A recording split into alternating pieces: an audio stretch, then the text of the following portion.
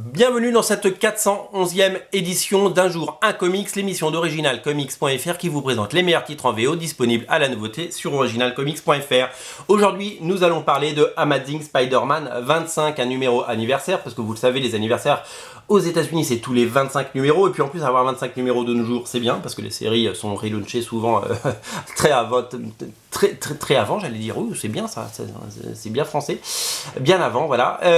Et donc on est ravis d'avoir ce numéro 25, donc nous sommes dans l'ère Fresh Start, bien entendu, nous sommes dans l'ère Nick Spencer, c'est lui qui scénarise, et il a droit à 2 dessinateurs pour l'occasion, Ryan Ottley qui avait dessiné les premiers numéros et qui a dessiné quelques numéros depuis, et le fabuleux Humberto Ramos. Qu'est-ce qu'il y a dans cet épisode? Il y a une histoire complète de plus de 60 pages par Humberto Ramos et Ryan Ottley, et plein de backups avec d'autres dessinateurs comme Kev Walker, et l'autre dessinateur c'est le transfuge de chez DC Comics qui s'appelle Patrick Gleason. Voilà. Alors cet épisode a une double narration et c'est tout ce qu'on aime sur Spider-Man, et c'est pour ça que je tenais à vous en parler aujourd'hui, parce que au-delà de la couverture qui est super chouette, il y a des variantes de cover que je n'ai pas avec moi, mais elles sont disponibles. C'est que c'est une histoire à 2 tiroirs. Le premier tiroir c'est tout simplement l'histoire de Mary Jane qui sort avec ses copines et qui va vivre une aventure parallèle à celle de Peter Parker, qui lui, comme vous le voyez sur ces images, a fort à faire contre un espèce de gros robot tout vert qui essaye de le défoncer, voilà, mais qu'il va bien entendu qui va remettre un petit peu dans voilà. Et en fait Spider-Man va affronter toute une galerie de personnages au fil de l'épisode.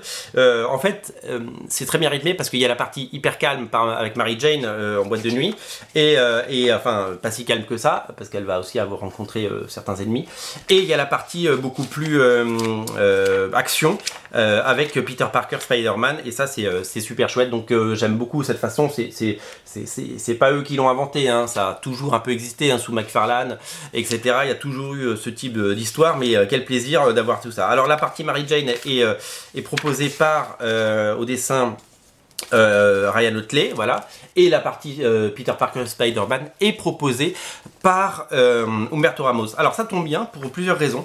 D'abord parce que le Spider-Man en costume de Humberto Ramos, d'abord il est reconnaissable et puis il est magnifique, c'est vraiment quelque chose qu'on adore, et je trouve, moi j'adore Ryan Ottley comme dessinateur, mais je trouve qu'il dessine mieux les humains que les costumes. J'adore sa Mary Jane, j'adore son Peter Parker, j'adore ses scènes de vie, mais j'aime beaucoup moins dans le run, hein, parce qu'il a commencé à faire pas mal d'épisodes maintenant, j'aime beaucoup moins les scènes où il met en scène Spider-Man, parce que j'aime pas trop la façon dont il fait les yeux et la façon dont il dessine Spider-Man, j'aime un petit peu moins, voilà. Mais regardez, quand il dessine Mary Jane comme ça, c'est génial, on dirait Atom Eve dans Invincible, voilà.